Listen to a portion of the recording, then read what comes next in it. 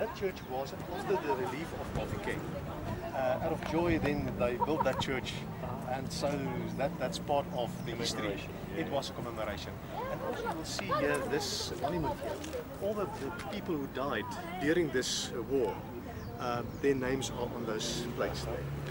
So you can have it, and also in the museum, you can have a list of all the soldiers who died. This beautiful locomotive was built in 1901 in Glasgow in Scotland by the Nielsen Locomotive Company. It served first with the Cape Government Railways, then part of the South African railway system, and came out of service in 1971. It's really in excellent condition.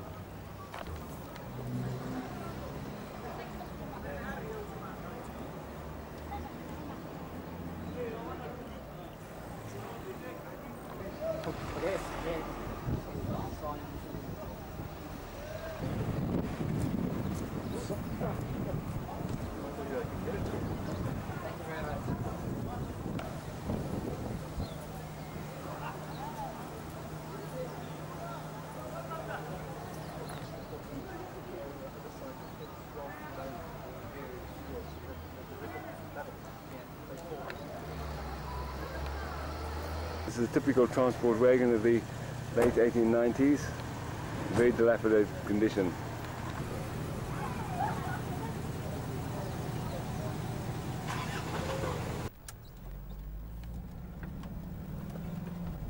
We're following Casper Steenekamp, and he's going to park his car and then come and join us to show us some of the important historical sites of Mafeking.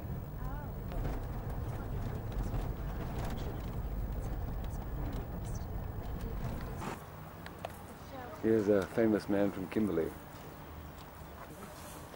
So now you can get some sort of idea how many different soldiers died. Yeah. Although not all of them are British soldiers. No. But the ones with the plates and the crosses, they were.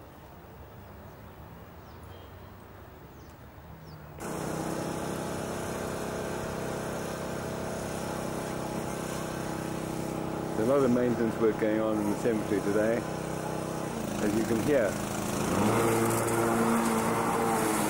This is largely the military section of the Mafeking cemetery. You see a lot of soldiers' graves in the far distance. Graves are of officers who died during the siege or during the relief of Mafeking. This is Warren's Fort. This was built in the 1880s initially. It was the headquarters of the BSA police at the time of the siege of Mafeking, and this in fact was the building that was captured by Cyril Eloff in the very last action, the last effort, the last throw of the Boers to try and take this town before it was relieved. He captured the British officers in here, held them prisoner, but before the end of the action the tables were turned and Eloff became their prisoner instead.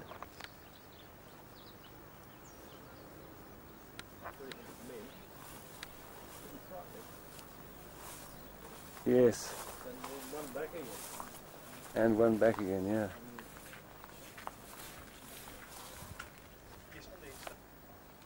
Now let's see if the camera can show us what's inside here.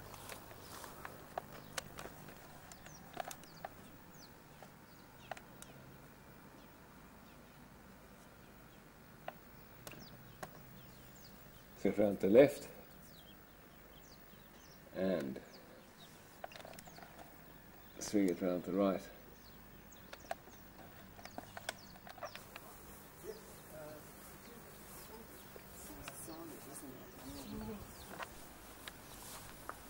Here's the remains of outhouses.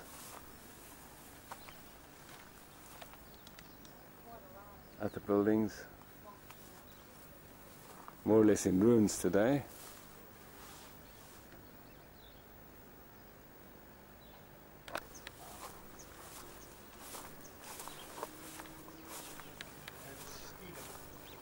Is that somebody's name there, Casper? Yes, it's a name. So there were names in the other wall there. Oh, I didn't see those. Looks like L. Stephen 02. He's even put a WD at the bottom, if that means War Department. But it could mean something else. In actual fact, it looks like 2, 2, and then 1900, faintly in the stone, not quite eroded by weather yet.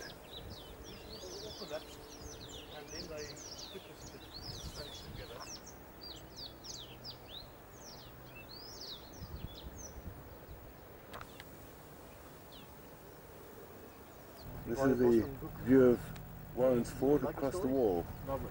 Yes, lovely. This is the Mafeking concentration camp cemetery, and in here are 825 marked graves of mostly women and children who perished in the concentration camp here. Also buried here are the burghers who lost their lives during the siege of Mafeking.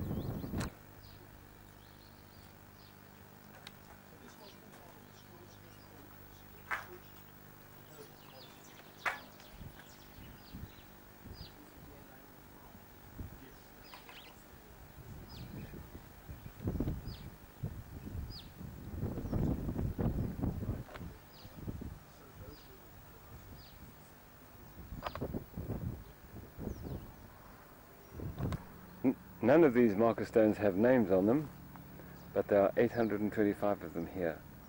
And this gives you some idea of what 825 bodies would look like. This was the first school built in Mafikeng at the time when it was called by the old English name, and this was built under General Warren's guidance, and this is in the Stad, the old African village of Mafeking.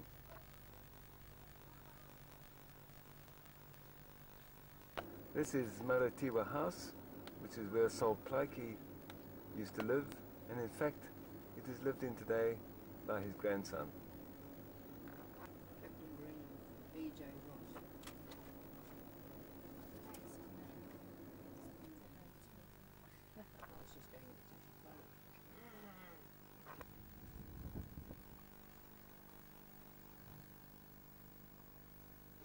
We're now approaching Kopje, perhaps the most complete of all the defence works of the siege of Mafeking 100 years ago. And this is in the grounds of the Mafeking Hospital. We're unlucky, the gate is locked and none of the keys fit the padlock, so we can't get into this area. But this is Kopje. They even have a replica of a field gun mounted on the ramparts of the old but also then, once fort. Were kept here, it was also flat.